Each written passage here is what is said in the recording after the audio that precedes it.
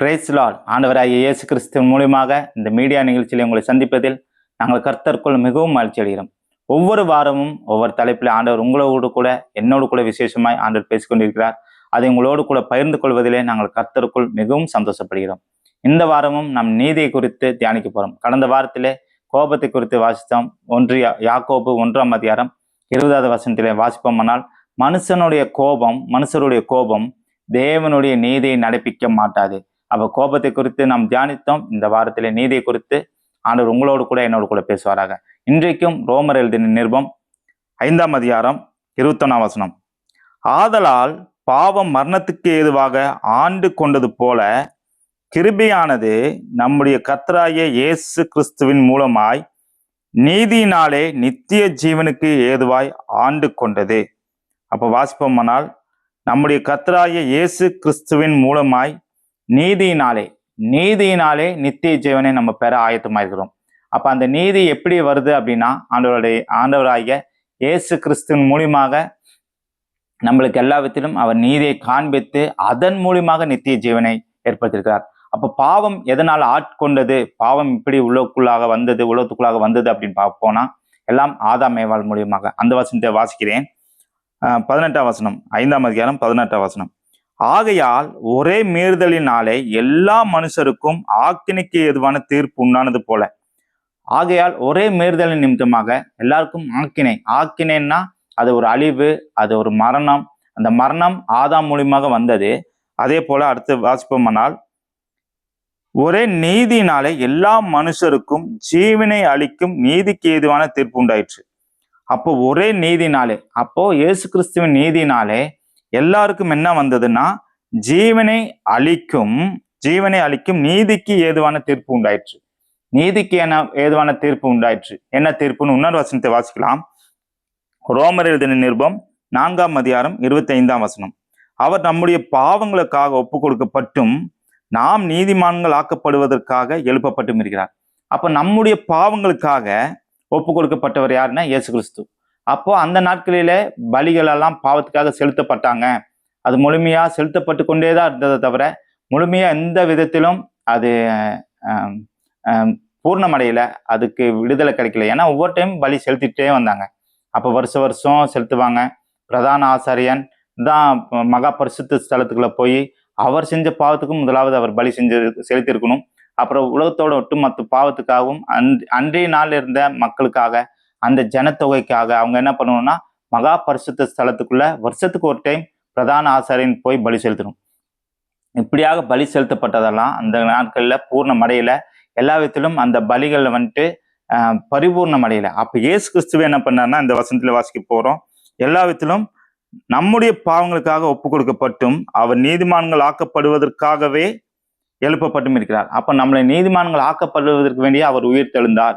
இன்னொரு வசனத்தை வாசிப்போமானால், அதே 5ஆம் அதிகாரம் 12ஆம் வசனம், இப்படியாக ஒரே மனுஷனாலே பாவமும் பாவத்தினாலே மரணமும் உலகத்திலே பிரவேசித்தது போலவும் எல்லா மனுஷரும் பாவம் செய்தபடியால் மரணம் எல்லாருக்கும் வந்தது போலவும் இதுவும் ஆயிற்று.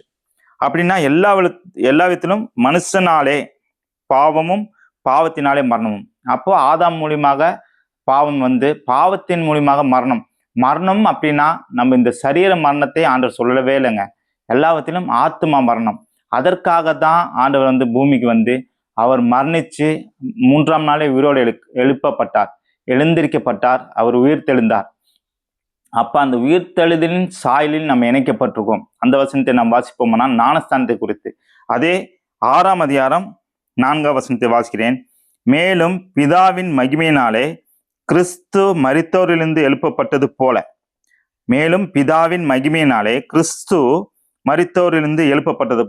பிதாவின் மகிமைக்காக கிறிஸ்து எப்படி மரித்தோரிலிருந்து எழுப்பப்பட்டாரோ அதே போல அடுத்த அந்த வசனத்திலே வாசிக்கிறோம், நாமும் புதிதான ஜீவன் உள்ளவர்களாய் நடந்து கொள்ளும்படிக்கு அவருடைய மரணத்துக்குள்ளாக்கும் ஞான ஸ்நானத்தினாலே கிறிஸ்துவுடனே கூட அடக்கம் பண்ணப்பட்டோம். அவருடைய மரணத்துக்குள்ளாகும்படிக்கு ஞான ஸ்நானத்தினாலே கிறிஸ்துவுடனே கூட அடக்கம் பண்ணப்பட்டோம். அப்படின்னா எப்படி அடக்கம் பண்ணப்பட்டோம்? இன்னொரு வசனத்தை வாசிக்கிறேன். யோவான் 3:5 3ஆம் அதிகாரம் 5ஆம் வசனத்துல ஆண்டவர் சொல்றாரு, இயேசு பிரதியுத்தரமாக, ஒருவன் ஜலத்தினாலும் ஆவியினாலும் பிறவாவிட்டால் தேவனுடைய ராஜ்யத்தில் பிரவேசிக்க மாட்டான் என்று மெய்யாகவே மெய்யாகவே உங்களுக்கு சொல்கிறேன்.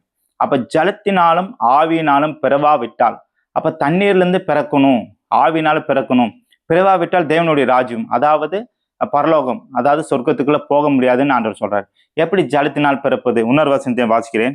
1 பேதுரு 2ஆம் அதிகாரம் 24ஆம் வசனம்.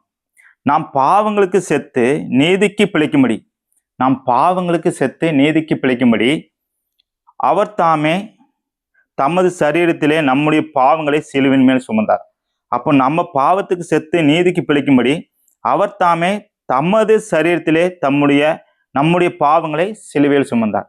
அப்போ நம்ம எல்லா விதத்திலும் பாவத்துக்கு செத்து நீதிக்கு பிழைக்கும்படி தான் என்ன பண்றாருன்னா, தமது சரீரத்திலே நம்முடைய பாவங்களை சிலுவின் மேல் சுமந்துட்டார். அடுத்து வாசிப்போம்.